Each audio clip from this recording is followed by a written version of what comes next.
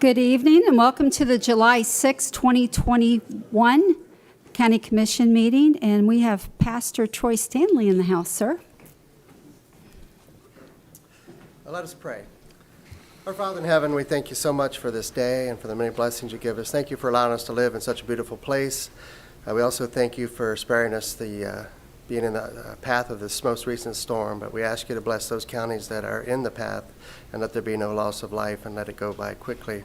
Father, watch over those that are elected to lead us and help them to make great decisions and let the citizens of the county continue in prosperity and safety. Guide and direct our paths, Father, always. In Jesus' name, amen. Amen. Thank you, sir. Thank you, sir. We have a quorum. I'll call this meeting to order. Madam Chair, can you hear me on the audio? I can, Commissioner Lober. I'm glad you reminded me you were on the phone. Thank you so much. I'll try to keep it muted unless I have either to vote or to comment. Thank you, sir. Please stand and join me in the pledge. I pledge allegiance to the flag of the United States of America and to the republic for which it stands, one nation, under God, indivisible, with liberty and justice for all. All right, we have 6 sets of minutes for approval. Have a motion? So moved. Motion by Commissioner Zonka, second by Commissioner Smith. All in favor, say aye. Madam Chair? Yes, sir. But before you take the vote on that, I don't know if someone would be so kind as to make a motion to permit me to vote by telephonic appearance. Oh, certainly. Can we have a motion for Commissioner Lober to vote by phone? And everybody speak up at once. Commissioner Lober, I'm not sure they're going to let you. I'm kidding. Commissioner Smith made a motion. Do I have a second? Second. Second by Commissioner Zonka. All in favor, say aye. Aye. Opposed? Passes 5-0. Okay. I think technically 4-0, Madam Chair, because I don't know that I'm allowed to vote on that motion, but just the subsequent ones. Okay. Commissioner Lober, we certainly have missed you. I'm sorry. I have a family emergency I'm taking care of out of county at the moment, but this is unfortunately one of those unavoidable times, but I promise I'll be back next time. I know you will, sir. Thank you. We have minutes. Do I have a motion? I did already. Second. Okay, we have a motion and a second. All in favor, say aye. Aye. Aye. Opposed? Passes 5-0. We're moving into resolutions and presentations. Commissioner Zonka. Douglas Waller, if you come up to the front, please. Sheriff, you want to come up?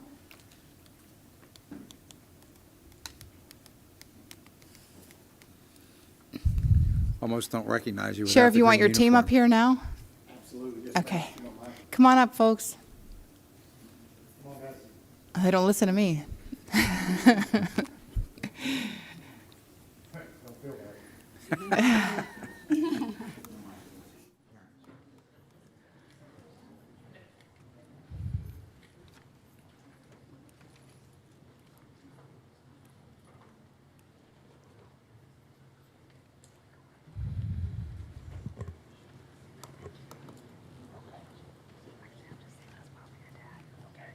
Doug, I think is this your great-great? Oh, no, that's Jim Brown. I thought it was your great-great-grandfather. So. It is close. Thank you guys so much for coming. We were going to do this before our recess, but we couldn't get on our agenda. We wanted to make sure it was part of our record. So this is a resolution honoring Chief Deputy and Under Sheriff Douglas Waller on his retirement. Whereas Brevard County Sheriff's Office Chief Deputy and Under Sheriff Douglas Waller has chosen to retire on June 30th, 2021, after proudly serving over 34 years to Brevard County Sheriff's Office and Brevard County citizens. And whereas Chief Waller began his career with the Sheriff's Office on January 28, 1987 as a deputy sheriff and was promoted through the chain of command to become one of the very few to ever hold every attainable rank.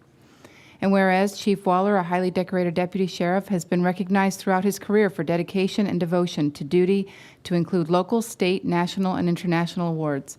And whereas Chief Waller has always set an example of professionalism and integrity, given his best each and every day, which has been an inspiration for all. And whereas Chief Waller has served 4 sheriffs and the citizens of Brevard County with compassion, distinction, and willingness to help and volunteer that has earned great respect and admiration. And whereas Chief Waller's value to the Sheriff's Office, County of Brevard, and the state of Florida are immeasurable. And whereas Chief Waller's bright smile runs as deep as his commitment and passion, where he leaves a truly amazing legacy for future law enforcement and community leaders to follow. And now therefore be it resolved that the Brevard County Board of County Commissioners does hereby recognize and congratulate Chief Deputy and Under Sheriff Douglas Waller for his outstanding achievements and dedication service to Brevard County. We extend our congratulations on his well-earned retirement and our best wishes for continued success, happiness, and good health in the years to come. He will be missed by all. Done, ordered, and adopted the 6th day of July, 2021. And with that, Chairwoman, I'd like to make a motion to approve. I have a motion and a second. All in favor, say aye. Aye. Aye. Opposed, passes 5-0. Chief? It's kind of tough, but nearly 35 years I've been blessed to work with some incredible county commissioners, county managers, county staff. I think I learned from one of the best in Tom Jenkins, and it's been a wonderful ride. I appreciate everything that you guys have been able to afford to us. I know it's tough. Very few sit in those chairs, or few will ever sit in those chairs. It's very difficult decisions you have to make, and it's been a pleasure to work with you both professionally and personally. I consider you all friends, and And it's okay if you tell people that I'm your favorite. It's okay. Hey, he told me I was. it's really close there. He's my constituent, though. But thank you all. For now. Thank you all very much. I have a great team. They make me look good. It's hard not to succeed when you got people like this circled around you. So gonna be thank you all missed. very much. Yeah, you're going to be missed. Thank you.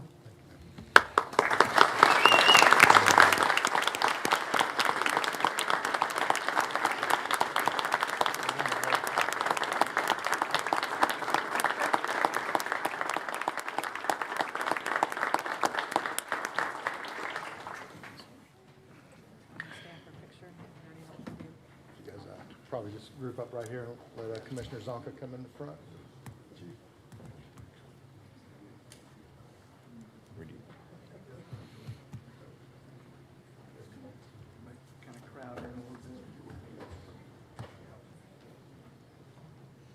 Yeah, good luck with this picture. I would like my wife. Looks a little different, not in green, huh? Get up.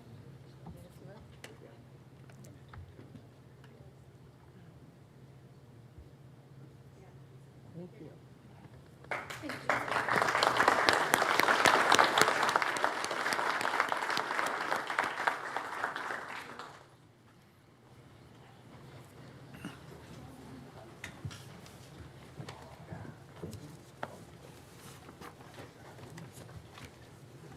Okay, we're going to move into the consent agenda. Commissioners, I have some cards. I'm going to let them speak, but I want to find out from y'all first if you have anything you'd like pulled. Madam Chair, I'd like to vote no without comment to F5. F5, yes, sir. And Commissioner Tobias, you had one that you wanted to do as well, correct, Yes, sir? ma'am. I would like to vote no on F27, also without comment. Okay. Okay, I'm going to call the public comment cards. I have one from Bryan Bobbin. Mr. Bobbin, are you here? Did you want to speak? I think you're good. Okay. All right, I have Ms. Karen Shepard. Ms. Shepard, are you here? Before comment, I just want to say that you can come up. I received an email from Ms. Shepard in opposition, and I'm sure you'll explain kind of what you sent by email. Yes. And also, you spoke with one of my staffers this afternoon as well. Yes. Okay, I just want to disclose that for the record. Okay, thank you. I am here again, and I thank you for giving me the opportunity again, because I'm not sure that everything was adequately expressed during the hearing and the meeting. And for lack of knowing how to quite do it, or my naivete in the government system, I thought when I began the process of figuring out what we could do about the code enforcement and the violations, and that was to go directly to the county.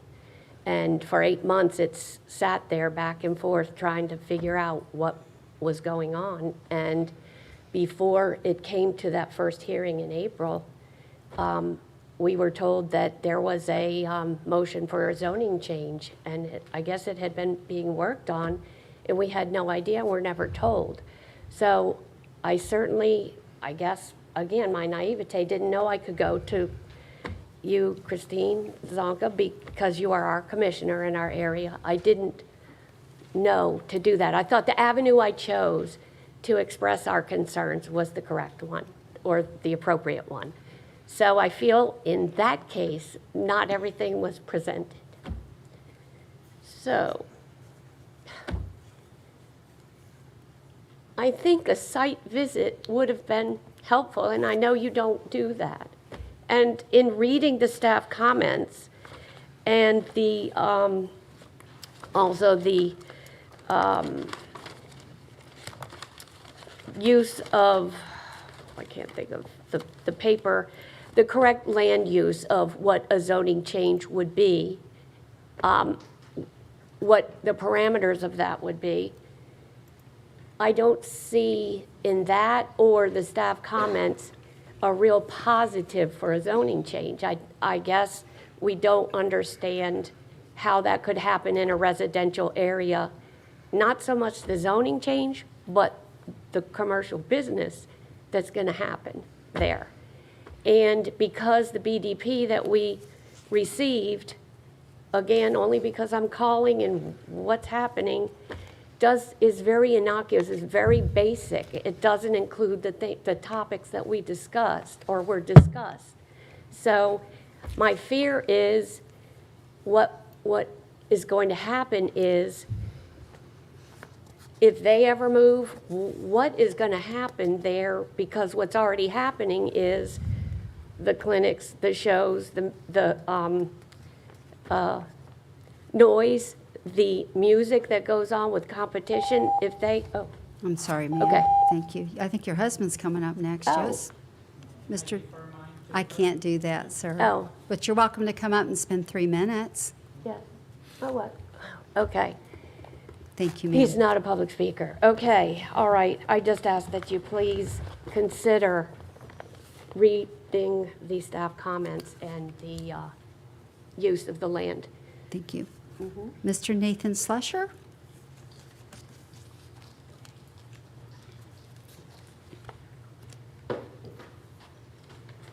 And sir, you have 2 cards on 2 items. Yes, ma'am. Okay. You want me to do them both at one time? No, I'll do 3 and 3, you're fine. Perfect. Okay. For the record, my name is Nathan Slusher, 860 Allendale Street. The first one I want to talk about is F21. For those that don't know, Brevard County got a fine from the state of Florida the state of Florida Department of Environmental Protection for $1,250. And I know the vote is to approve the settlement with the state to pay that fine. However, involved in that settlement is a plan for the Sarno landfill that includes building 2 giant foggers of 55-gallon drum chemical agents and spraying them into the wind to prevent our mulch from smelling like mulch. So the plan on page 302 of your agenda packet is literally to Febreze the citizens. So for F21, I would very much like us to deny that one, and not including that it has a recurring cost of $1,250. And I also, if you'd like, I can continue, Madam Chair, with the next one also. Oh, let me restart your time, sir. No worries. I also want to speak on F28 for the transit system maintenance. It's advertisement for a plan for maintenance of the bus stops. I wanted to provide a solution to possibly sell routes to maintenance companies instead of costing the county more money. We can possibly cost us a lot less money if they get a portion of revenue versus we're spending a lot of money to pay someone else to do it. We have a lot of routes, and I very much think we could sell those routes to individual companies to take care of them without selling pieces of the actual bus department of 321 Transit. Thank you. That's all I had for today. Thank you, sir. Okay, Commissioners, I have, I'm needing a vote from you to, I guess, to approve the consent agenda, knowing that F27 is a note from Commissioner Tobias and F5 is a no from Commissioner Lober. I don't think my buttons work. It's not. I'll make that motion with those two exceptions. Okay, I have a motion. Do I have a second? Second. Second by Commissioner Lober. All in favor? Did you want to say something? Yeah, that's okay. Oh, just say we don't want to talk. You want to go? I was just going to ask, I'm sorry. Thad, you're comfortable with the BDP as was discussed during our meeting, correct? I know that you are. I just want it for the record. Yes, ma'am. I believe that it captures all of the stipulations that you all discussed in the motion. Okay. There was some conversation that was not included in the motion. Okay. All right, that's it. Okay, I have a motion and a second. All in favor, say aye. Aye. Opposed? Passes 5-0. I don't think any of y'all's lights are working, so you're going to have to let me just know. None of them are working. Okay, we are moving into, public comment. All right. Mr. Dwight Siegler.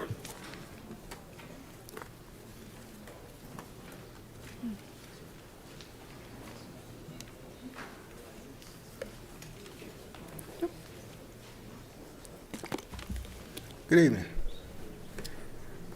I'm here today concerning the water in in Mims. The decision was made to remove the fluoride without a public hearing from the community. Commissioner Pritchett had a meeting, I think, 2 weeks ago. And it seems like the majority of people there wanted the fluoride back in the water. So we were told that there was going to be a ballot in the July water bill. Well, no one explained how that ballot process works. Who's going to handle the ballots? Who's counting the ballots? And we also understand that that one ballot that comes to the home, there could be 2, 4, 6, 8 people in the home, but only one person can vote. Everybody in the house drinks the water, but only one vote per house. And then you gotta have a supermajority to pass it. So it's very confusing. No one really knows what's going on. All we know is one person decided to remove the fluoride. They don't drink it. We had somebody come do a presentation from Satellite Beach of how bad the fluoride is. There's fluoride in the water in Satellite Beach. That's where you should be down. You should be down in Satellite Beach trying to remove it there. Commissioner Pritchett went to the city of Titusville city council meeting to try to get them to vote to remove the fluoride from the water. They voted unanimous to keep it. So do we have a board that's elected by the people to represent the people, but decides to turn it into a dictatorship? That's just the start. That could be just the start of it. We have commissioners that just make their own mind up, and regardless of what the people want, they can go against it. So I'm asking the board to reconsider putting the fluoride back into the water. And if they want to have a hearing or whatever to decide if the people want to take it out, then let's go that route. But don't go forward ahead of us and remove it and then come back and say, well, you got to vote to get it back. You know that's not fair. In your heart, you know it's not fair. So let's do the right thing. Thank you. Thank you, sir. All right, I have Miss Janie Shelby.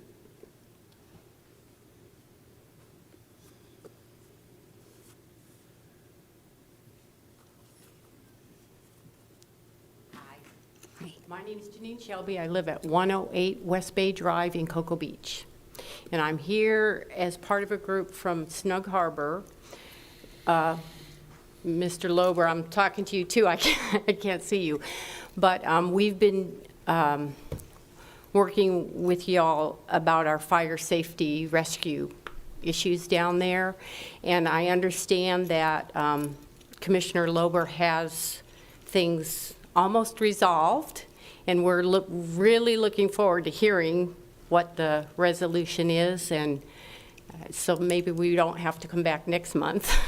But we're looking forward, and we want to say thank you to everybody who has worked on this, and Commissioner Lober, thank you for your effort. Madam Chair, may I briefly? Most certainly, sir. Okay, first, thank you for taking the time to come out to a commission meeting to express your thoughts. I really do appreciate it. Most folks don't do that.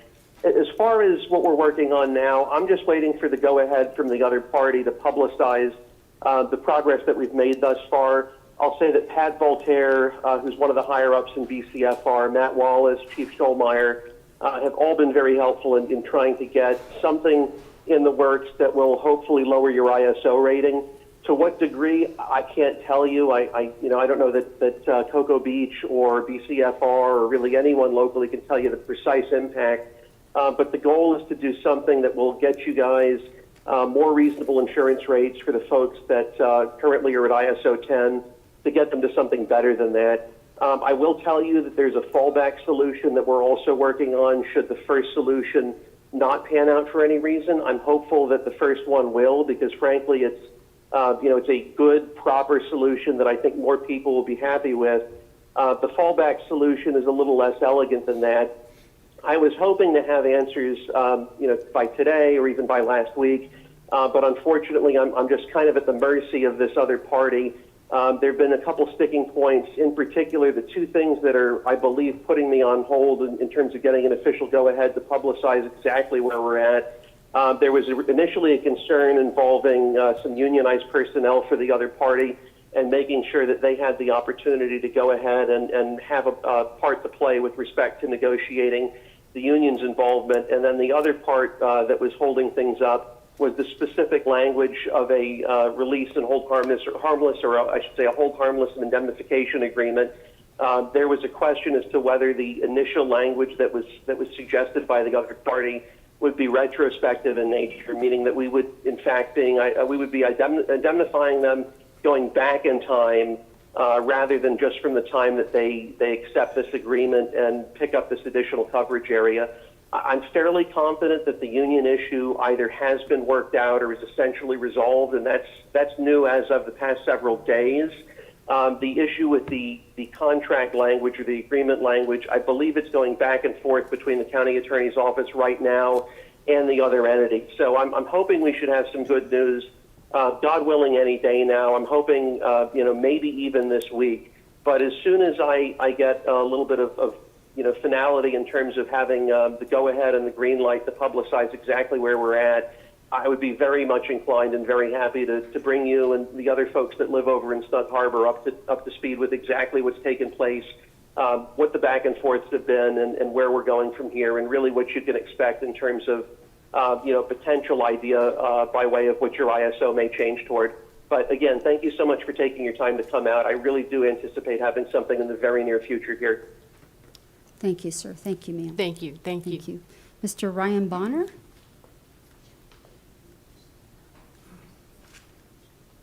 Ryan Bonner?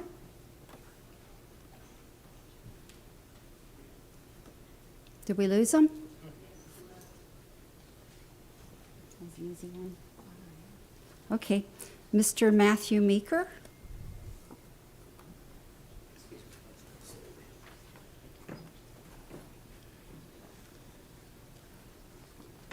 Hi, thank you for the venue to approach you. My name is Matthew Meeker. I live at Crescent Beach Club Condo, which is not in Snug Harbor, but it is in South Cocoa Beach. I've owned a unit there 10 years, and when I first started having insurance there, carrying insurance, our rate was, very minimal, say, I think $300. In that time, it's gone up considerably, up to, approaching $1,000. So when I call and start doing checking around, getting quotes, several tell me that they won't even write it. And so when I explore that farther, they tell me that it's not wind or flood or anything else, that it is fire service. So that's when, I found, the group that's exploring the situation. So I appreciate Mr. Lober expressing that that's going to be covered. I hope that, not only does it cover fire personnel and other emergency response personnel, but there's also significant infrastructure that needs to be taken care of with, fire hydrants, water line, culverts, bridges, et cetera. Because I feel like not only is it simply saving dollars and cents, it could potentially be a life safety factor. While Cocoa Beach says they will respond and they'll typically be the first responders, if there were multiple incidents and they were responding to those that pay their taxes directly, would we then be falling back to Brevard County? That's a concern of mine. And I really feel like life safety is, pretty important on that issue. So I hope you address it. If it comes to the full board, I hope you support it. And hopefully you look at this throughout the county and see other areas that have an ISO of 10, whereas Cocoa Beach currently has an ISO of 2. So it is a big deal. Thank you. Thank you. Madam Chair, may I, again, just very briefly? Very briefly, Commissioner Lober. I'll do my best. I'll keep my fingers crossed, too. As far as those comments are concerned, I will tell you, I just want to be honest so that we don't have any sort of false hopes or false expectations or overly high expectations with respect to what's in the works at this point. The specific agreement that I'm talking about would provide for coverage, something akin to an auto aid agreement in the area that we're discussing. It in and of itself doesn't result in any changes to the infrastructure. What I'll tell you, though, is having spoken with Chief Schulmeyer and Matt Wallace, who's his boss, the public safety director, over both emergency management and BCFR, they do have plans and there is money budgeted to do some infrastructure improvements in the area of Snug Harbor. Now, to what degree things will change, I could get you more specifics once they're more fully formulated, but as far as the agreement that I'm talking about, that doesn't include infrastructure. As far as perhaps changing who responds, what I can tell you is nothing in the agreement will cause Cocoa Beach not to be able to respond. Up to this point, they have as a courtesy, and I'm talking about the rank and file, the officers, the folks that are actually Cocoa Beach Fire Department employees, not city employees other than that.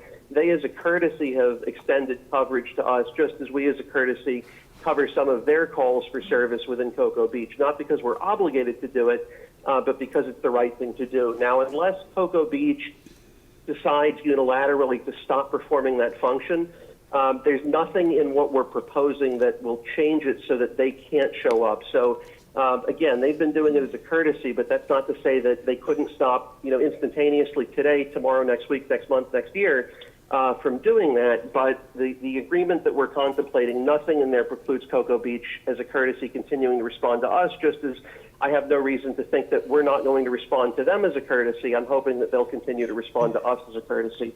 So I'll give you more info as it becomes available. I just wanted to clarify those couple of points right at the outset. Thank you, sir. Thank you. I had about 40 seconds left. Could I just really touch? Well, you were kind of done, though. That's why he jumped in, Okay. so thank Okay. you. I'll come Thank you. back next one. Mr. Michael Bross?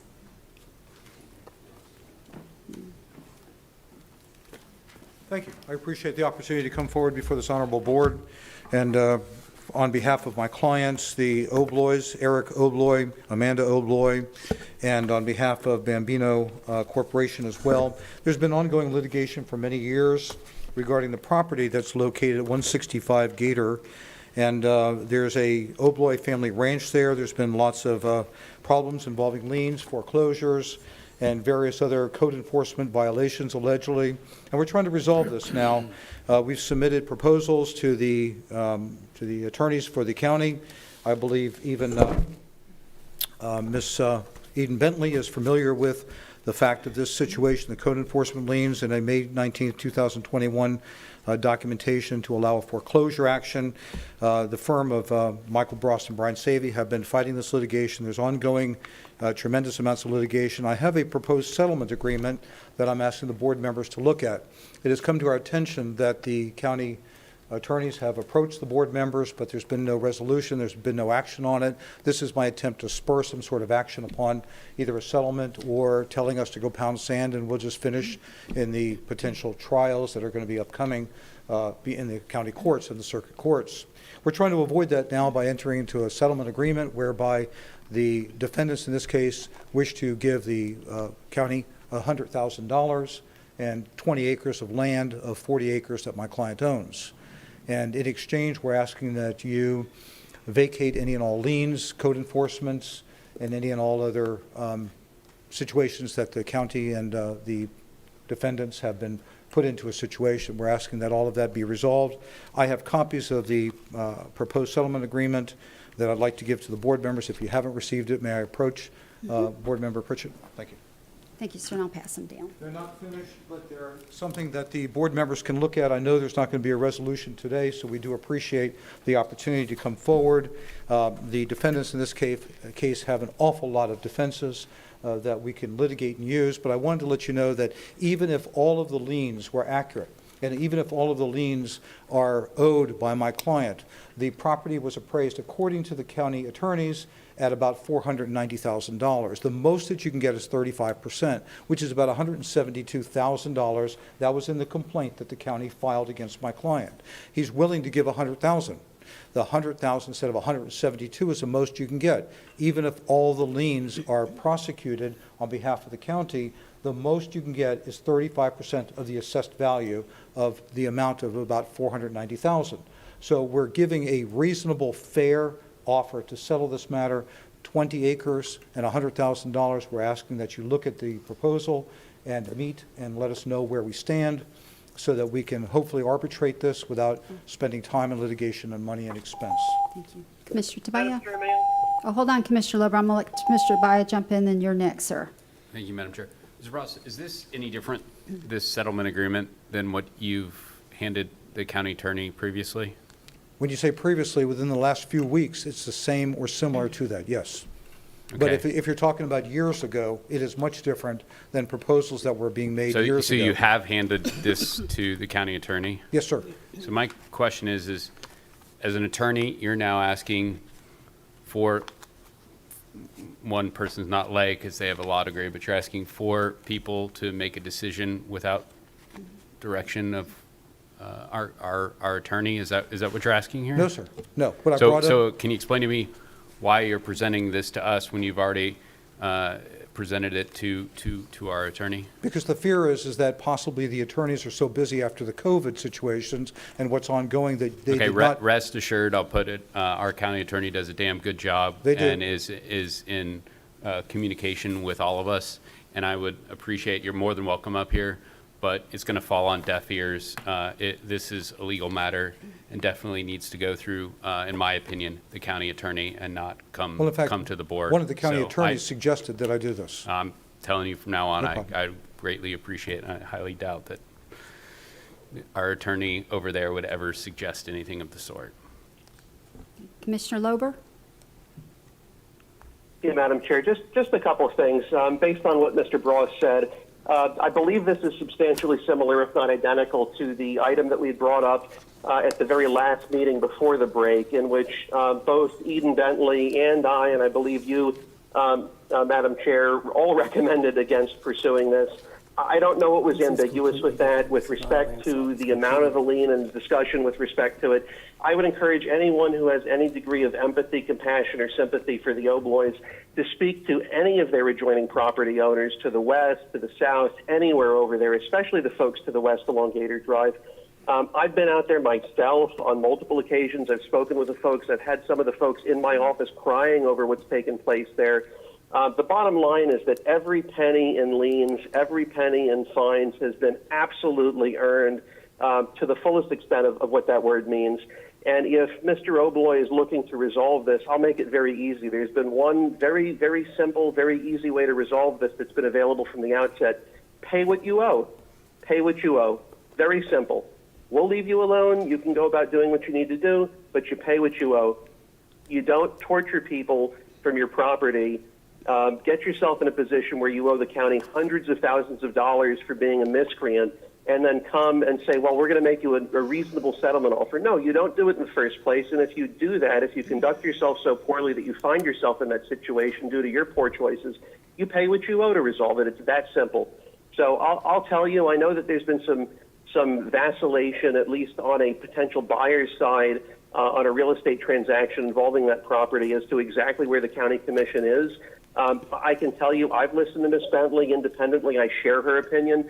I think we would be absolutely not only making a mistake on our own end with respect to considering what's been put forth with us with the terms that are included therein, but I think we would be doing a tremendous disservice to all of the adjoining and nearby property owners that have for years suffered as a result of this individual. So no, this particular property and the individuals there are high on my list of problem children, so to speak, for my district. Perhaps depending on the day, they're number one.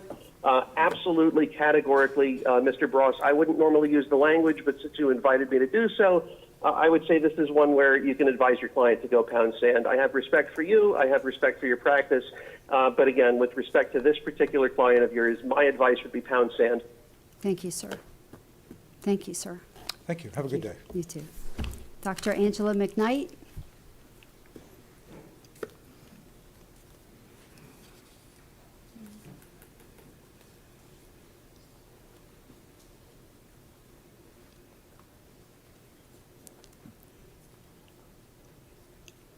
Nice to see you again. Hi, good to see you too.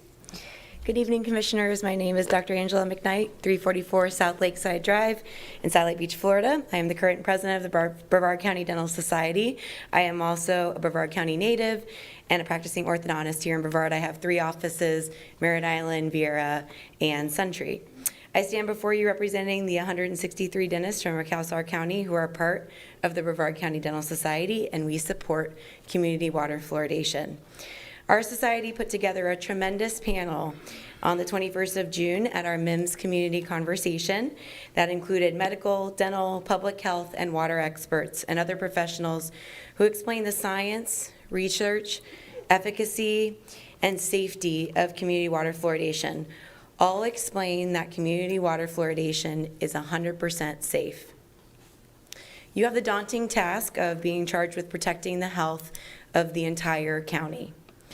You may have not fully understood what you were voting on back in May, but now you have more information from state and county health departments, from the CDC, from local medical professionals, and nearly every health institution in the U.S. Please put MIMS community water fluoridation back on the commission agenda or take it to workshop to be able to hear these same professionals that the MIMS community was able to hear. We urge you to make the right decision and bring fluoridation back to the MIMS drinking water. The MIMS residents have already been too long without it. Thank you. Thank you, ma'am. Miss Lisa Mosier?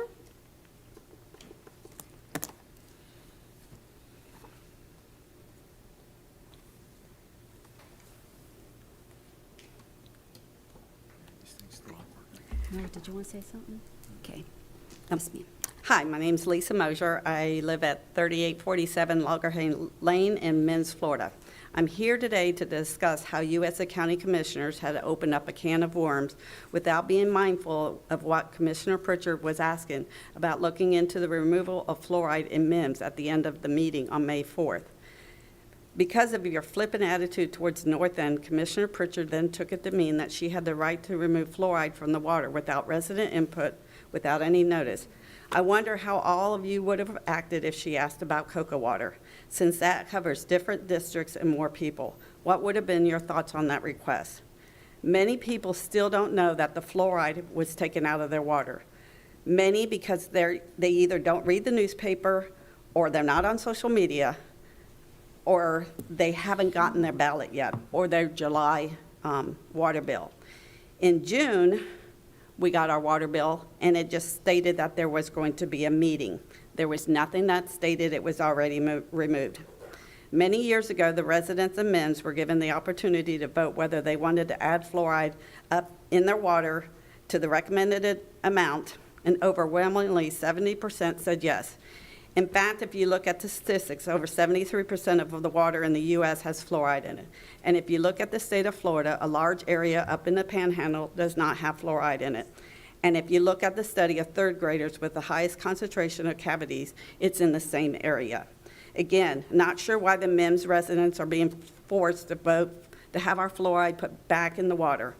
I am a realtor, and in almost my 20 years of business, I have never, ever had one buyer ask me if there was fluoride in the water where they were purchasing a home because they were concerned of it being in there. Not one. They only ask how high the water bill will be. Now, because of the action of our district commissioner, we have to vote again. She continues to say that she's made a mistake, and I understand that. She said that. But we have to make up our own mind. It's our decision, not any social media posts from you anymore. Why is it being told that we are having a super majority? Why? That's not clear. Because you said that. Aren't our commissioners voted in with just a majority vote? Plus, who's receiving these votes? Who's counting this? These are questions that need to be answered. Many residents that I've talked to would rather have the fluoride put back in immediately than, after some discussion, be a vote for to remove it. The sign of a strong leader is someone who made a mistake and admit they made a mistake. Of all the commissioners, are all you commissioners going to admit that you made a mistake and that they will do the best for all the residents of Brevard County before they make a decision? Thank you, ma'am. Thank you. Dr. Antune.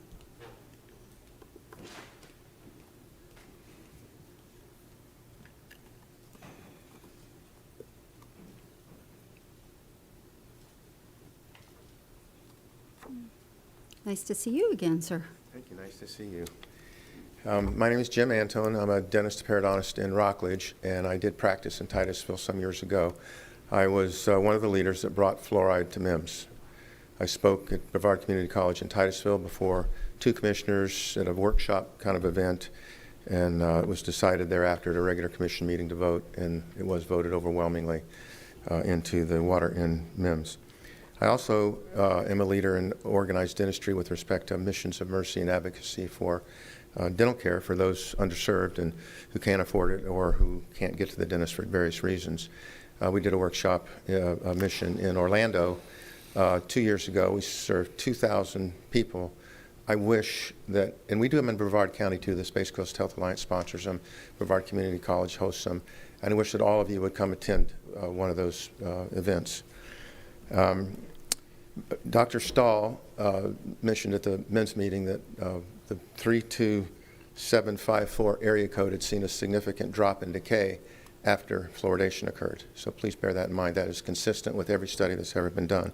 We recognize that there are a few studies that involve humans, some animals receiving a lethal dose, unfortunately, and opinion pieces that are against fluoride. We also understand that there are thousands upon thousands upon thousands of studies that show the overwhelming preponderance of evidence supporting community water fluoridation, and also shows it to be absolutely beneficial and safe. And that's why the scientific, dental, and medical communities are supportive.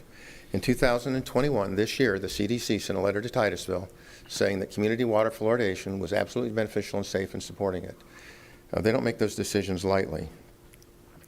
That's why, she mentioned some of the organizations that support it. I'm going to mention a few others. The Obstetrics and Gynecology Academy supports community water fluoridation. Why would they do that? American Academy of Family Physicians supports community water fluoridation. Why would they do that? The American Academy of Pediatrics supports community water fluoridation. Why would they do that? The American Nurses Association supports community water fluoridation. There are one of the authors of the study that you may hear quoted tonight that was quoted in MIMS, one of the anti-articles, Angela Martinez-Myers, came out publicly and said that while she supports the data, she didn't support the conclusions of that study, and she continues to support community water fluoridation. So I think that's important. Please revisit that decision. I think it's important for the health of MIMS. Thank you. Thank you, Dr. Antune. Mr. Kevin Hatchmister?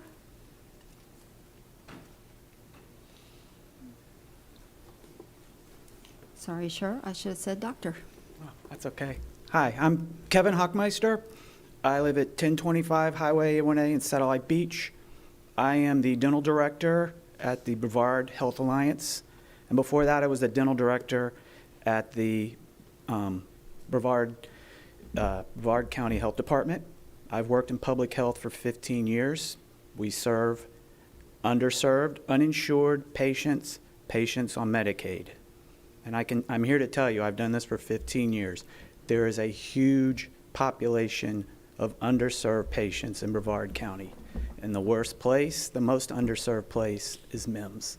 You could not have picked a worse place to remove the water fluoridation. I just wanted to say, I want to make sure that the patients I see every day have a voice. I'm concerned about this ballot. I want to make sure they have a voice because they didn't have one on May 4th. Thank you. Thank you, sir. Mr. Daniel Murphy?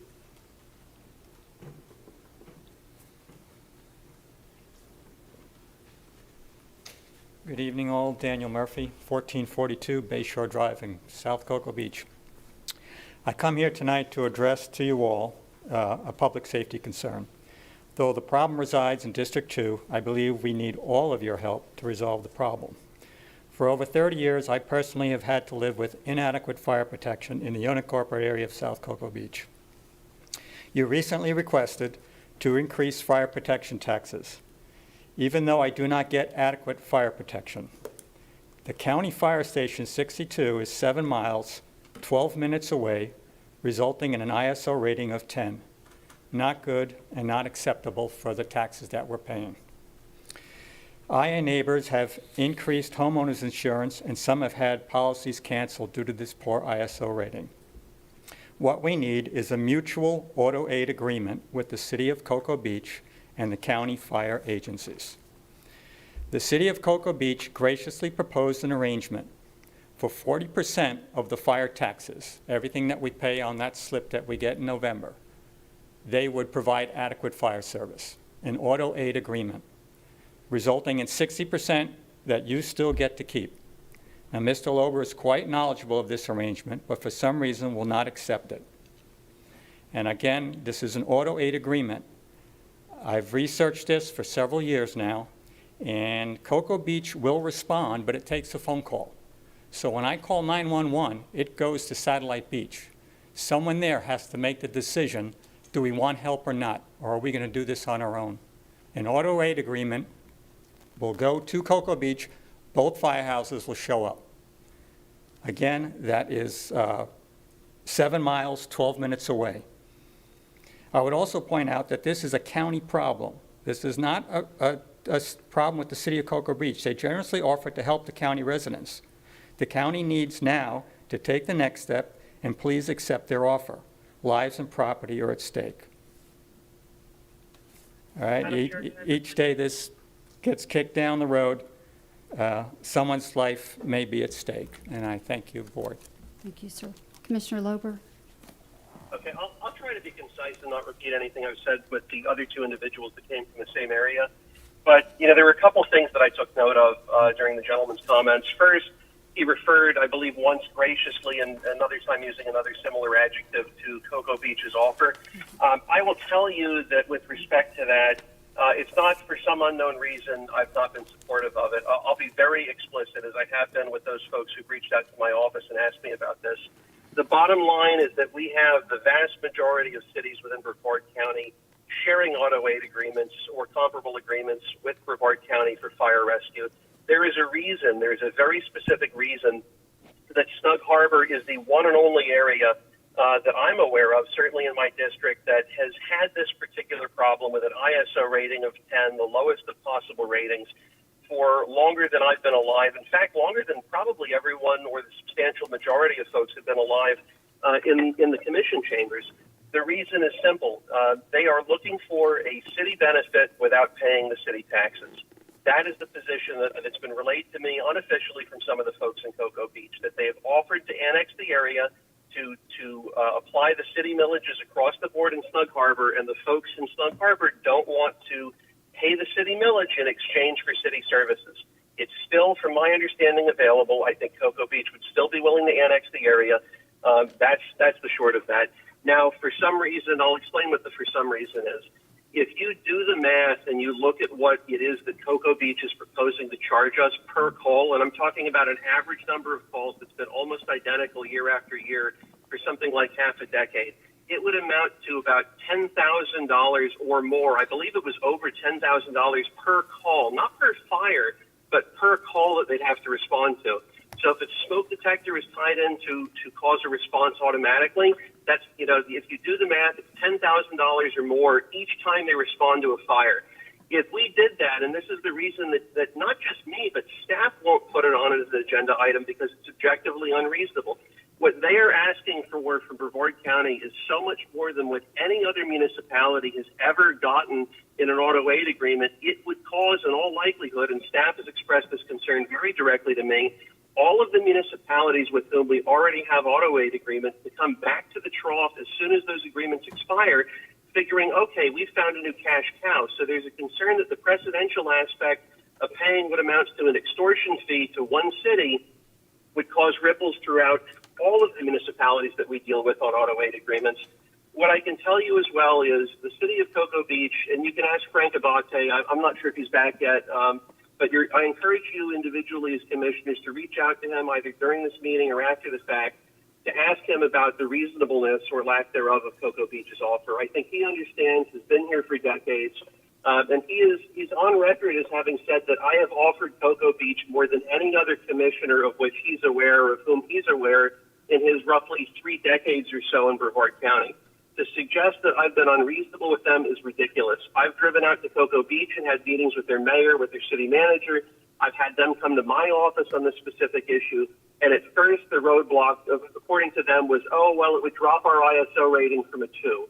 In fact, there was some concern that even if they were to be reevaluated right now, that the existing boundaries would cause them to be below a 2 potentially anyway, and adding an area that's ISO 10 would drop them. And I said to them in response for that, I said, look, keeping everything else steady, I said, I recognize that's a realistic concern, and it's not something that you all should have to face to have a good deed go punished. I said, if I can commit to you, and I'm going to have to do the due diligence to make sure that I can deliver on this before I offer it up, at least even from my perspective, I said, if I can commit to you that we will reach or exceed the existing ISO in Cocoa Beach, I said, will you then enter into an agreement with us? I went so far as to say, well, what if we offered you additional lifeguards throughout the city? What if we put an additional fire medic in your station? What if we brought a ladder truck there? I came up with solution after solution that frankly would leave them better off rather than worse off. And that the bottom line is it all comes back to the fact that you have a group of individuals who, right, wrong, or indifferent, want a city service but do not want to pay the city taxes for that service. Now, with that said, I'm going to go back. As I said before, there are 2 solutions that are in the works, neither of which involve the city of Cocoa Beach because they have been objectively unreasonable in what they've been willing to offer. There's nothing generous by any stretch of the imagination in what the offer is. There's nothing magnanimous in it. So I would just say, no matter how many folks come and express their frustration in it, it's not going to make the process go any faster. I'm at a point where both myself and county staff can do nothing to accelerate this beyond the pace at which it's going.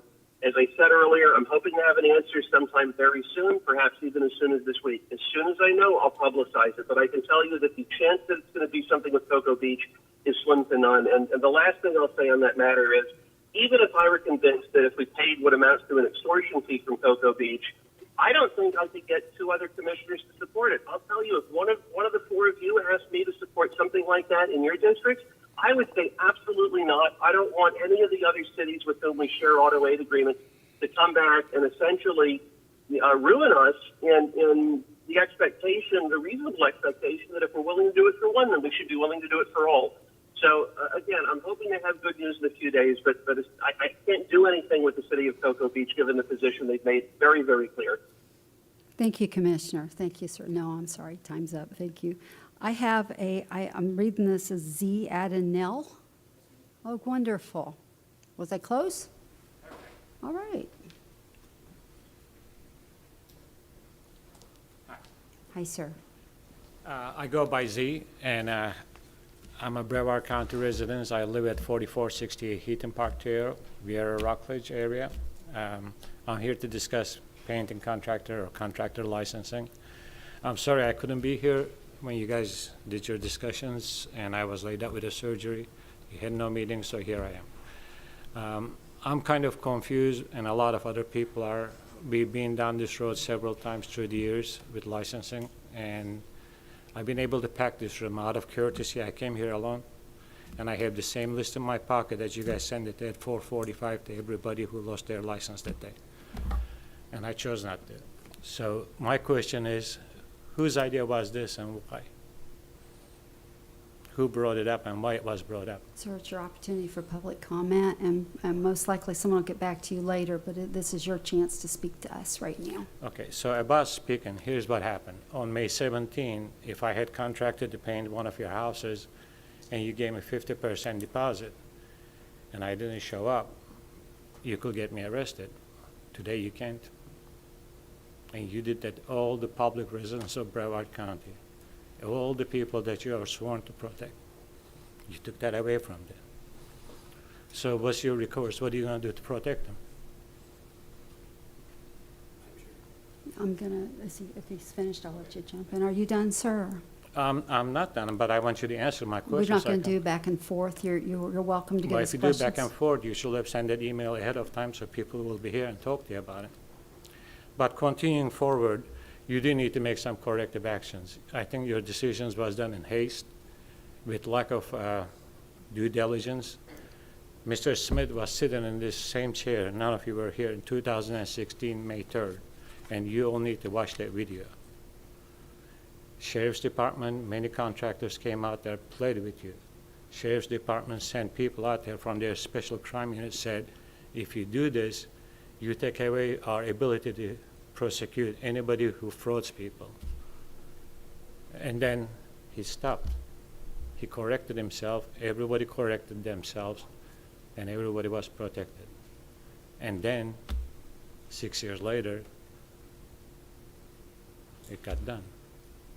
So this needs to be corrected. You can correct this. Everything you do can be undone. It's not about whether I need a license to paint, just like you don't need a license to be a county commissioner. There is no guardrails there. Anybody can paint, anybody can be a county commissioner. However, you need to take a corrective action. And I'd like you to get back to me with those questions I have in writing. Thank you, sir. You're welcome. Commissioner Tabaya? Sir.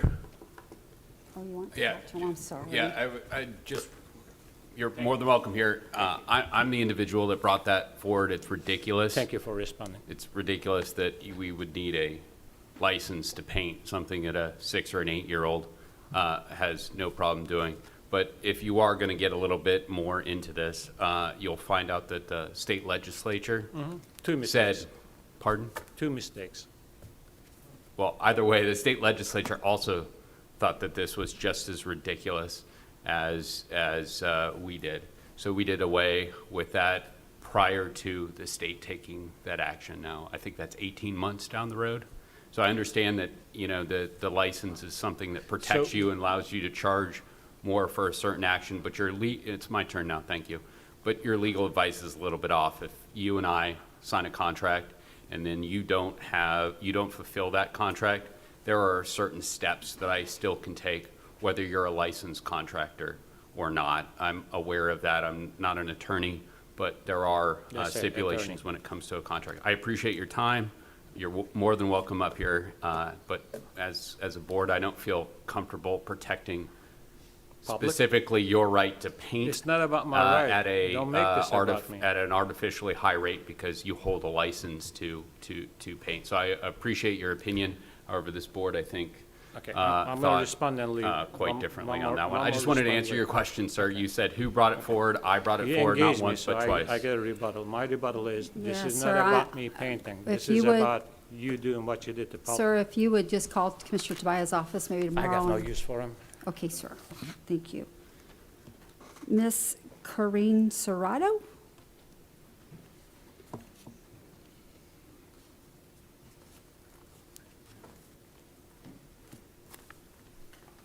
Good Good evening. I'm Carrie Ann Serrato, live at 29 West Point Drive, Cocoa Beach. I'm also here, I guess I was seeing if Mr. Lober was up there, but he's not, for the Snug Harbor fire issues. I was here on April 20th when you guys passed an increase in our taxes of 28%. At that time, I was not for nor against. I was actually in favor of doing an audit to see where the money is going. The information that I received from Mayor Malik was that our property taxes, or not property taxes, our taxes just for fire equate to the amount of $650,000 a year. And as he said, we've had this neighborhood since my house was built in 1962. So imagine the amount of money that you guys have collected in all these years, and we're still an ISO 10 out of 10. Unacceptable. So I wanted to thank actually Mr. Lober, because in the last 2 emails that he actually got back to me really quick, and I'm hopeful that this goes through and that it's signed and sealed. But in the case that it's not, that's another discussion that I hope to have with him, because I do think that he needs to redirect this conversation with Cocoa Beach. I understand there seems to be a lot of bad blood for many years, and I'm not sure what it is, as I've only lived here for a year. But I can tell it's there on both parts. I do have an email right in front of me from Mayor Malik that he sent to Mr. Lober, and I believe also to Mr. Wallace. And the $10,000 per call that he's referring to, the contract, or the amount of money that they're asking for, is approximately $250,000 a year. And they get about, let's see, I have it right here, 165 calls per year that they respond to. So that equals to a little bit more than $10,000 a call, as he's saying. But that $10,000 a call isn't per call. It's to increase. We don't have enough fire hydrants. We don't have enough pressure, the infrastructure in the areas. It's basically get us up to par with every other neighborhood. We have received the short end of the stick, and it needs to stop. So I hope that this goes through, and if it doesn't, we'll be back here every month, and we'll be emailing him and making sure that something does happen, because this is unacceptable. Thank you, ma'am. You're welcome. Madam, may I briefly? Commissioner Lober, I have one more on the same subject. I'm going to let them go, and then you can speak to both of them. Is that all right? Yes, ma'am, absolutely. Thank you, sir. I have Mr. or Miss Kylie Simon. Okay, she's going to go ahead and let you speak, Commissioner Lober. Okay, with respect to it, again, I think it's very nice to have an email from one party without having any sort of rebuttal forwarded to you. If it's an email that I was copied on, the chances are astronomically high that I responded to it. I can tell you that there were emails that came either from the mayor or the city manager over there that were sent to individuals that I was not copied on, which is rather convenient because it doesn't give me the opportunity to present the other side. As far as the 165 calls a year, and again, I'm giving you my best understanding. If I'm wrong, I apologize. I don't believe I am with respect to this. I don't think 165 calls is what we're talking about. We're not talking about the full volume of 911 calls that are made. You've got to keep in mind that regardless of whether an auto aid agreement exists with Cocoa Beach or any other entity, or if we build a fire station there, the number of 911 calls is by and large not going to be the number of fire calls. They're medical calls, they're police calls, they're other calls that go to 911 that have nothing whatsoever to do with either a structure fire or anything else that a firefighter would be responding to. I believe the number is closer to 25 calls a year as opposed to 165 calls a year. It's certainly far closer to that than it is to the 165 as far as what the auto aid agreement would actually have their folks covering. So again, in terms of looking at the overall cost for the fire MSTU, it's not just that the only cost that we have with respect to the fire MSTU is putting out additional firefighters. When you look at the fact we're talking about roughly 25 calls a year, calls that frankly they're already responding to, what their argument was is that they need to add at least 3 additional uniformed Cocoa Beach firefighters or fire medics in order to accommodate or account for the additional area. To respond to 25 calls that they're already responding to, they thought that it would be appropriate for us to pay to cover their costs in recruiting, training, retaining, what have you, 3 additional City of Cocoa Beach firefighters or fire medics. I believe that would be the one and only place in Brevard County. In fact, I don't know of any arrangement that's similar in any other county where a county millage would be used to pay for uniformed city employees. Again, all of it comes back, and you're welcome to come back for every meeting. You can come back to my office every day if you'd like to as well. But the bottom line is it doesn't make me more inclined to go with an unreasonable agreement. And what I would suggest to you is before you come back to propose something that will never in a million years happen, you may want to run it by the other individual commissioners separately to determine if they have any willingness whatsoever to go along with it. Because I will tell you, I'm not going to ruin the county or ruin District 2 by accepting an unreasonable offer that, frankly, even staff, folks that have no dog in the fight, absolutely recognize as being unreasonable. It is far and away more onerous on the county than anything else that any other municipality, forget, has entered into with the county. I don't know of another municipality that's even proposed anything of the sort. So again, I'm going to go back and I'm going to kind of end it on a high note here, or a hopeful note. I am hopeful that one or the other option is going to work out. I think I gave you in a response by email a little more detail on the second option, which I'm at much greater liberty to discuss. But again, it comes back to there are reasonable offers and there are unreasonable offers. I am pursuing one that appears to be reasonable, again, not through Cocoa Beach. But I would encourage you to please go ahead and run by, if that doesn't pan out for some reason, the other commissioner's willingness. Because if you have 5 out of 5 that say no, it kind of gives you an idea in terms of where your time is best spent. Thank you, sir. I have Dominic Scafida.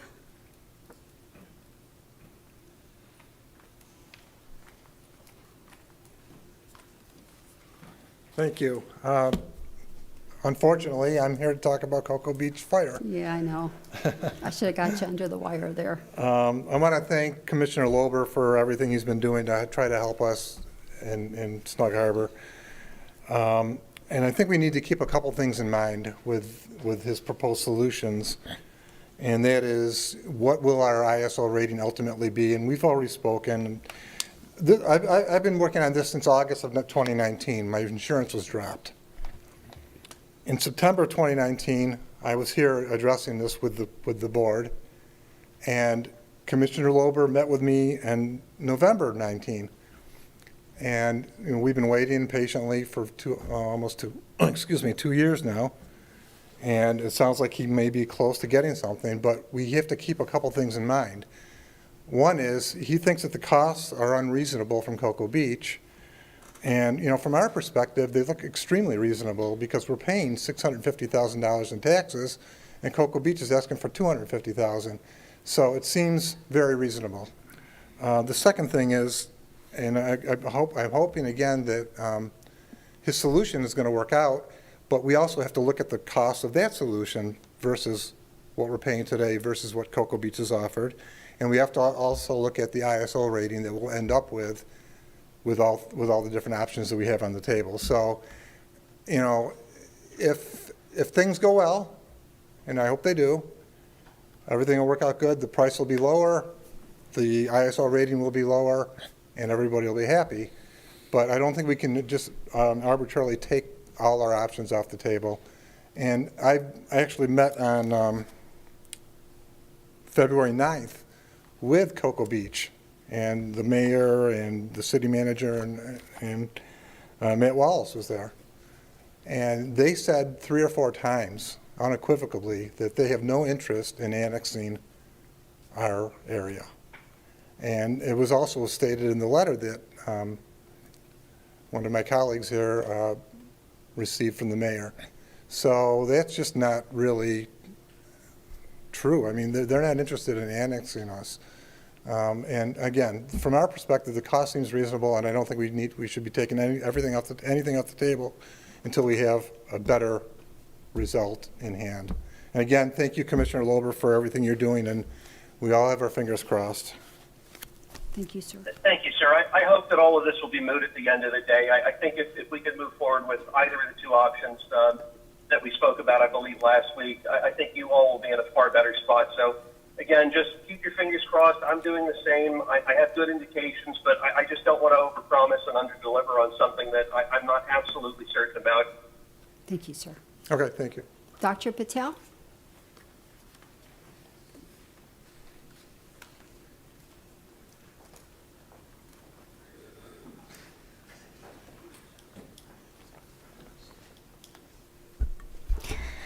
Hello, County Commissioners, and thank you for your time. My name is Dr. Yoshita Patel, and I own Vieira Pediatric Dentistry, and I live in District 4. I have a master's in public health and community dentistry, and I'm a board-certified pediatric dentist. I'm disappointed in how the removal of fluoride from the water serving MIMS was conducted and continues to be managed. You all have an important role within our county, and it's to represent all of the citizens of Brevard County, Florida. Many of you noted at the time of the vote that the issue doesn't affect your constituents, but it does. There are no dentists in MIMS, and so this affects a lot of us. The majority of you also noted that after the vote, you didn't know what you were voting for, or thought you were voting for something else, like the discussion of the fluoridation further. How can a major decision for a community be so unclear? If it was unclear, doesn't it make sense to revisit it? You're all highly educated, very intelligent people, and you weren't sure yourself about fluoride. So how is the lay public supposed to make an informed decision? Because many of them don't have internet, they don't have basic needs, they rely on our professional input to make those decisions. Science is changing daily, and professional organizations review those changes annually to take all new information into account. Those changes are reflected in our professional guidelines. These arguments against fluoride are decades old, but they've continually been dispelled. Why would major organizations in favor of children's health recommend something that was bad for children? Every credible medical organization also supports community water fluoridation. For the approximately 70 studies that are against fluoride, 7,000 are for. The utility company brings the water to your faucet, but it's your personal choice whether to ingest it or not. My job is to treat cavities, but also do my very best to prevent them. So today, I'm attempting to advocate for the children of MIMS. Whatever the outcome, you're setting a precedent. What this has done is put into question something that is good for the health of our children, our community, my patients, and all those who have the privilege of being served from community water fluoridation. You're all involved in this decision, and I hope you found your sense of personal responsibility to take this upon yourselves to revisit the process and do right by your constituents. I would suggest you learn more about the importance of fluoride by taking this subject to a workshop and understand why so many national and international organizations are for water fluoridation.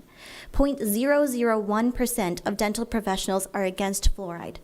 Listen to the other 99.99%, who include many of your constituents and supporters.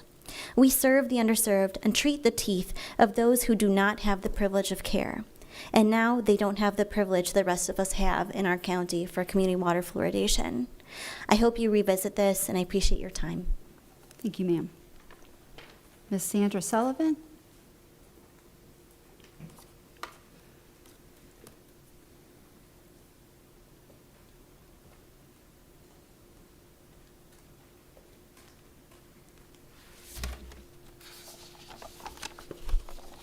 How have you been, Ms. Sandra? How are you today? Pretty good.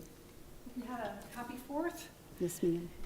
Sandra Sullivan, South Patrick Shores. Our hearts go out to the tragedy of Surfside, which undoubtedly is going to result in changes on our coastal areas. Brevard is one of the counties that does not have the 40-year recertification. The state, for their own coastal development, is moving in the direction of SLIP studies, which is sea level impact project studies on building construction. For our barrier island, our water table is at 3 feet in the fall with higher river levels. This has implications with sea level rise. Governor DeSantis has equally prioritized evacuation off of the barrier island under resiliency planning.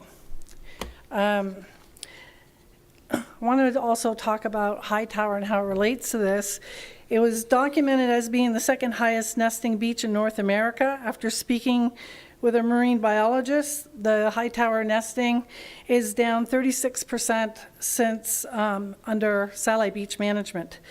While not my idea, there are a lot of reasons to propose county, state, and federal moving forward cooperatively to create a new refuge for Pelican, Hightower, and area. Space Coast Refuge, or if DOD would participate in partnership with their beaches, Space Force Refuge. They certainly need PR with the escalating PFAS controversy. I wish to remind you, and that's in the documents sending around, of the legal opinion from the county attorney's office determining that the Sky Bridge as restricted access to the restrictive covenant of the county deed is intended as a public beach park. This is commercial use. Application now is with the St. John's Water Management District. Plans are still with the Sky Bridge. The state FCT agreement was for the protection of the adjacent conservative land, has a specific clause on adjacent agreement protecting, I lost my thought there, required a cap in density and moving density by the city county as part of that agreement. And that was to protect lives in the event of a hurricane for evacuation of bottleneck on Pineda Causeway. So I've submitted here the plans and about the water table, and I just want you guys to think about what happened at Surfside and being on a barrier island where the water table is very high, even in the pond in my backyard. It overflows in the fall, and it's only 2 feet deep. Thank you. Thank you, ma'am. Mr. John Neiland?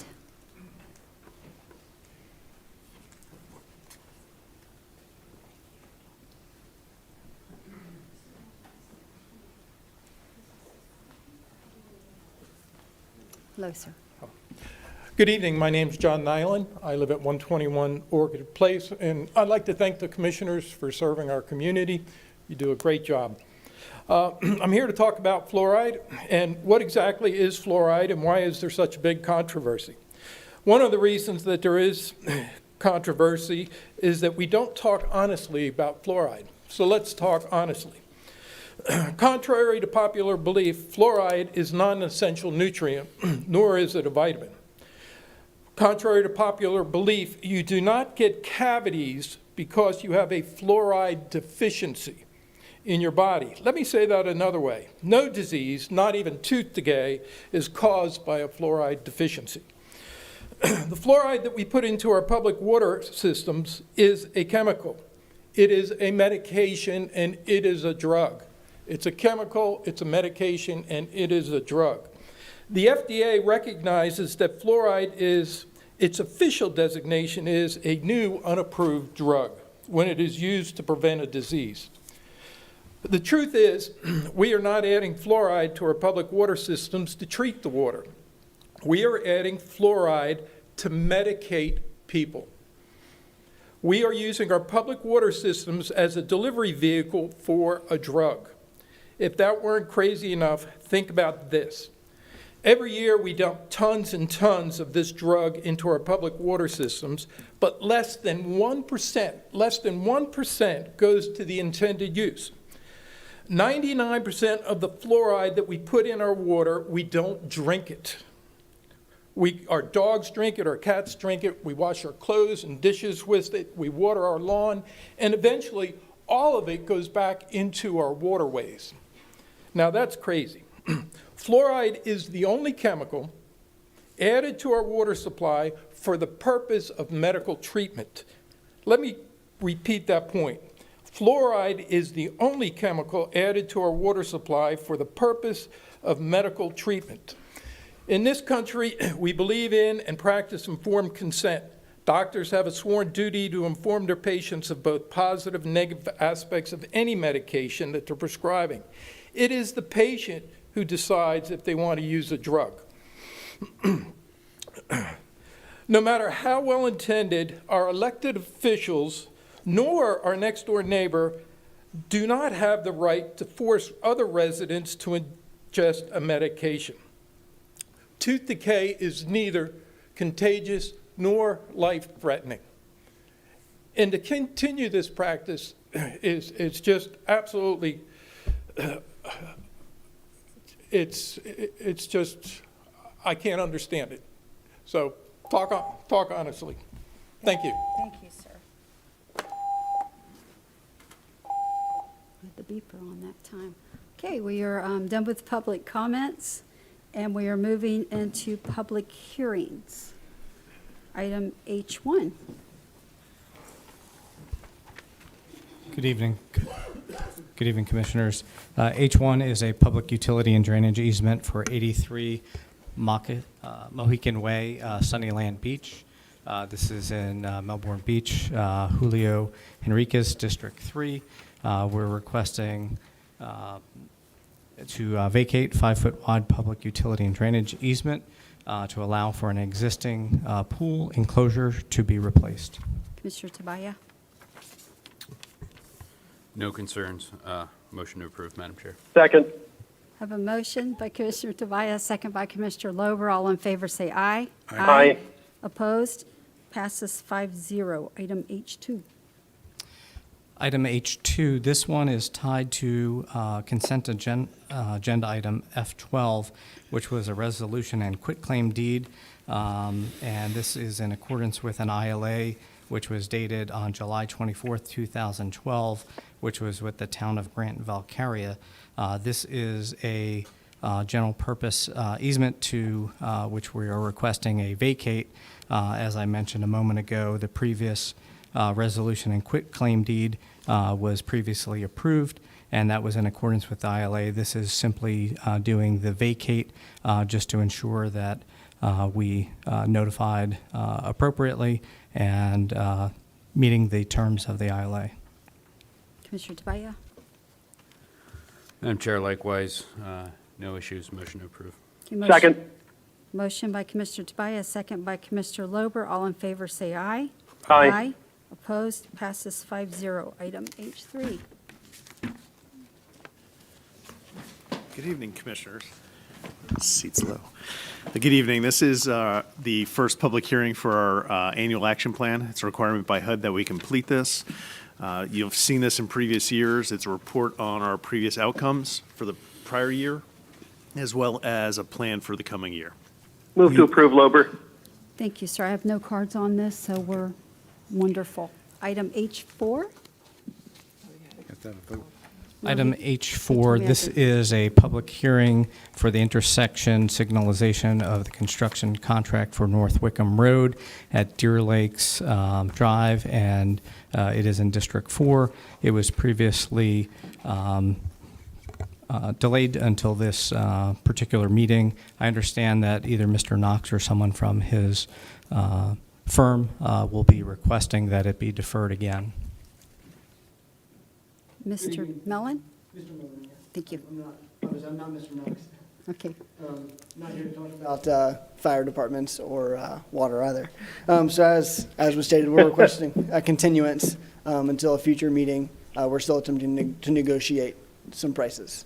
Okay, so you would like us to table it Yeah, yes, ma'am. till That's late August meeting? late August meeting? What is that date? August 24th? Okay, we have a motion to table to August 24th, Tuesday. Motion by Commissioner Zonka, Second. second by Commissioner Smith. All in favor say aye. Aye. Opposed? Passes 5-0. Thank you, sir. Thank you. Have a good evening. You too. Moving into unfinished business, item I-1. Good evening, Commissioners. Item I-1 is the next step in the recruitment process for the next county attorney. You have all received background information that we put together for you last month. We were just looking for a decision this evening on whether you would like to interview all 6 of the shortlisted candidates or something less than all 6 of the shortlisted candidates. Madam Chair? Hold on, sir. Go ahead. Schedules have been set up that we can accommodate interviews on July the 15th for all 6 candidates, if that is your direction. Okay, Commissioner Lober, you can go first, sir. Thank you. I'd like to interview all 6. I know that I'm actually taking a little more of their time than my colleagues over there, but I'm interested. I know 3 of them. I've dealt with them to varying degrees. 3 of them I don't know, so frankly, I just don't want to cut our options short at this point. I'm hopeful that even if folks don't want to take the time to interview them themselves, that they'll at least give us the opportunity to do that for those of us that want to interview all 6. Okay, Commissioners, you good with? I would like to visit with all 6 also. Okay. I think we're going to all see all 6. Very good. All 6 candidates have RSVP'd and will be available on the 15th, so we'll see you all Wonderful. then. Thank you, sir. All right, moving into item J1.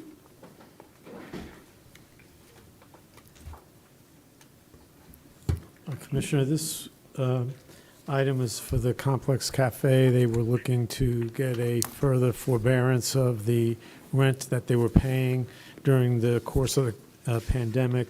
The rent was, they were not paying rent because of the pandemic and the level of business that was occurring.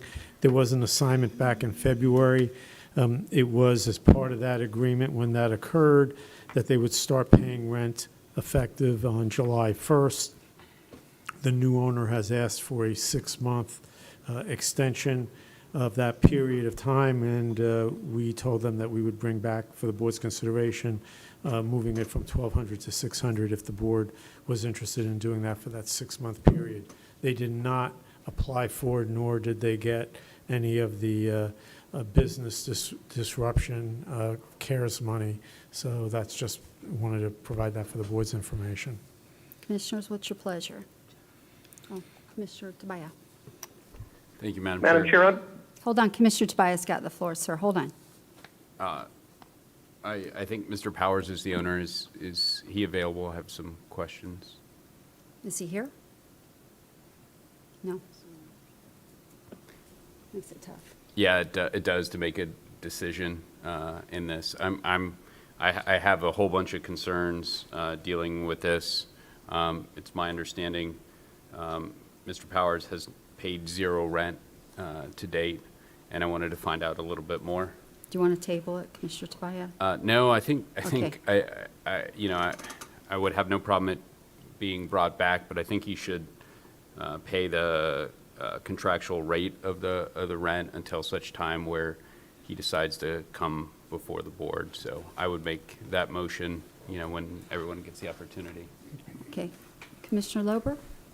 Yeah, Madam Chair, based on what Commissioner Tobias mentioned, I'd be happy to continue it. If I have to vote today, I'm going to vote against it, but that doesn't mean that I wouldn't potentially be supportive of it at the subsequent meeting. But in deference to Commissioner Tobias and his concerns, if I have to vote today, my vote's no today. Frank.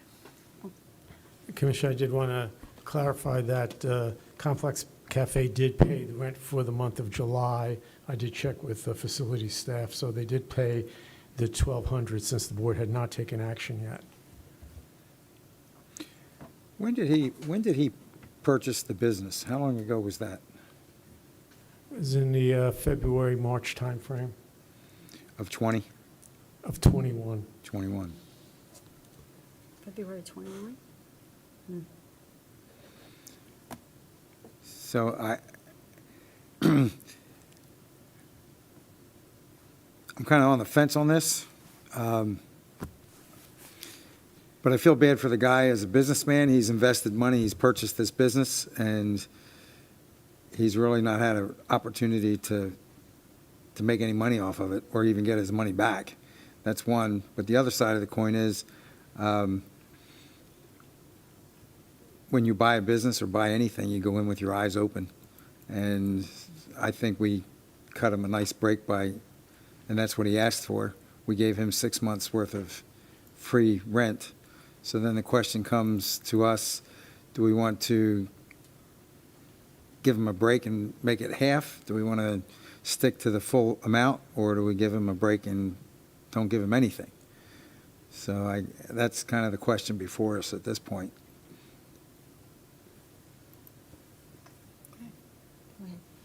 Yes, Frank, I have a quick question. Now, did he apply for any sort of assistance to the county? He wouldn't have. The prior owner did not, and that was the time frame.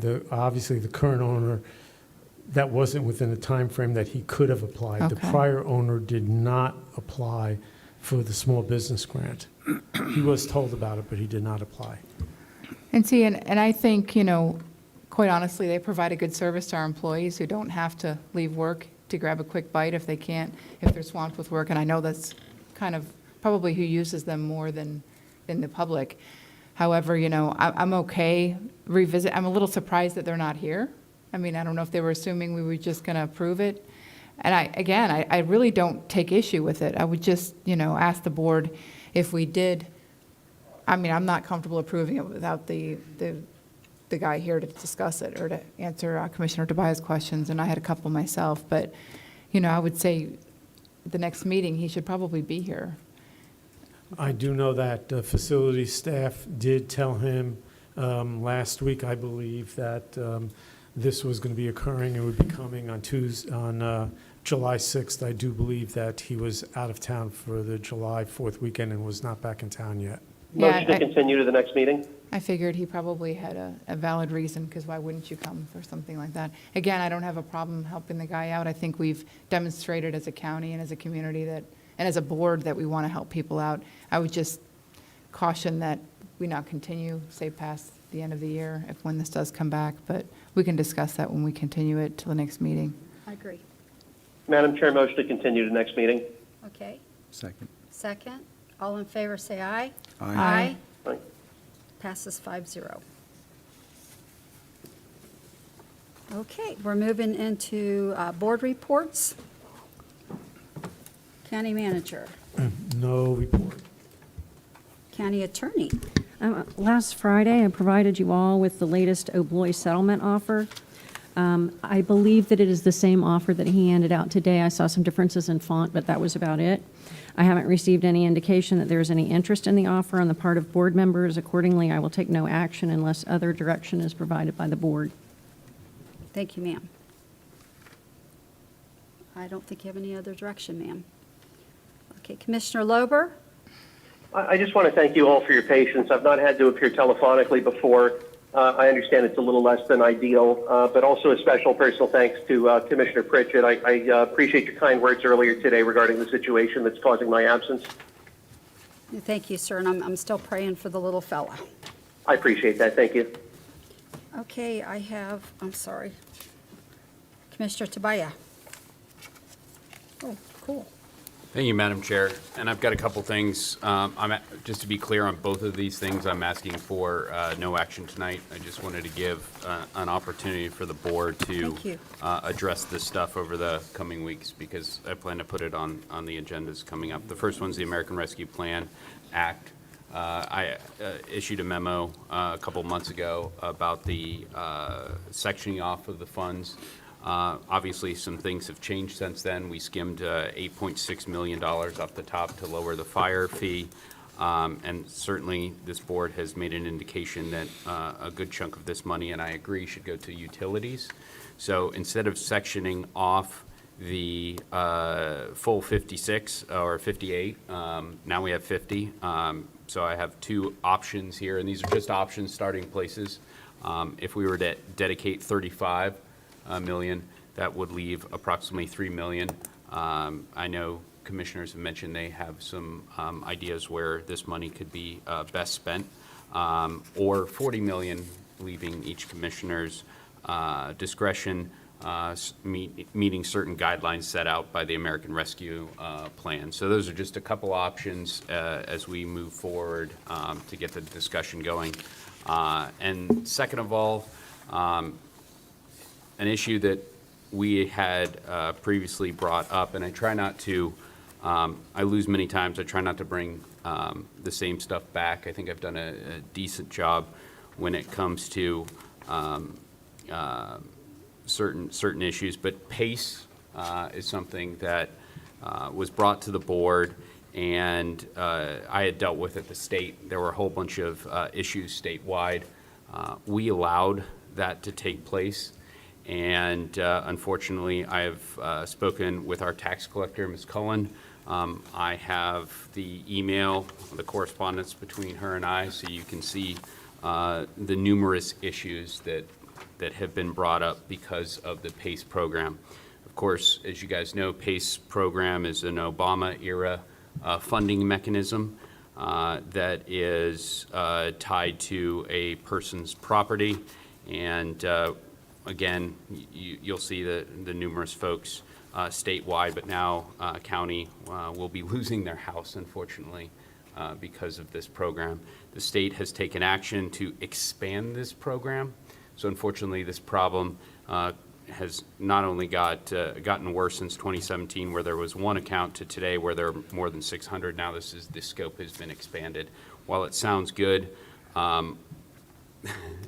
it's worth your time. It's about 10 minutes, and I know it's pretty one-sided, but there's a John Oliver piece on just how crazy this funding mechanism is, and unfortunately, the numerous people that have been taken advantage by it. I'd be glad to send you guys the link, but certainly look at now the people in Brevard County that have been directly negatively impacted by this. Again, I encourage you to read the email from Ms. Cullen and speak with her directly. So I will be bringing that back up just for consideration if we want to, because even though the state has allowed for the expansion of this, we are the ones that caused the mechanism to allow that to happen. So we also have the ability to say, we don't think this is the direction that taxpayers should be going in, as many folks are losing their houses or will continue to lose their houses because of that. So, and if you want to continue with it, that's fine, but we just have some data that we've collected since, and it's unfortunately not too positive. And again, that's Ms. Cullen, not me, so that's why I've included all the emails and the correspondence there. So I appreciate you looking into that, and I will be bringing that forward here shortly. Thank you, sir. And I will be looking forward to looking at the information, because when this was first proposed, maybe 4 or 5 years ago, neither Dana Blickley nor Lisa Cullen were in favor of it, and they predicted that what you're talking about is what would occur. So I don't know how bad it is. You know, we can always point to a couple of things that didn't go well, but if this is the general gist, that it isn't going well, that people are using this for monies that they can't keep their hands off, and then squander it, and to the point where they've lost their house or are going to lose their house, I think it is worthy of us to look at again. Thank you. Your turn, sir. I don't have any report. I just want to tell you, I missed you guys. I had a great month of June. I did all kinds of really cool stuff. So that's my board report. Traveled the world. I did. Well, up the East Coast I did. You and Commissioner Zonka, you got to take some trips too. Yeah, it's been a nice time off. I mean, usually during this month downtime, we're actually busier sometimes in our office, and this was actually more of a month of being able to take some vacation, much needed vacation. I just wanted to congratulate Terry, and I was sorry that he popped out right before we could. Oh, yeah. Terry Jordan, I think he's going to do a great job with transit. I'm really excited. He took the time to come meet with me in the office because he heard I was a big friend of transit. So congratulations, Terry. Welcome aboard. No pun intended. And I look forward to working with them because, transit's one of my things. So welcome back, guys. Good to be with y'all again. That's it. Okay, I just want to let you guys know that we did have the community meeting, and first of all, I want everybody to understand we voted up here to remove fluoride out of the water. That's what we did. And I talked to the commissioners, and here's the thing. I don't think I missed it. I think I've heard from enough residents that didn't want it, but just in case I did, I thought it was wise to get a survey out to the community and find out, because I do want to represent them. They're my number one priority. And so I thought it was a good idea, so I thought it would be good to have a meeting, and we had a wonderful presentation from a lot of wonderful people bringing some good information. I learned something at that meeting as well.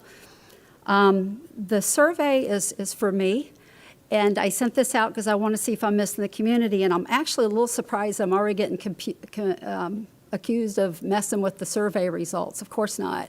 I have it going to each household. They're putting their address down. Everybody that pays a water bill, they're going to give me information back, so I'll know.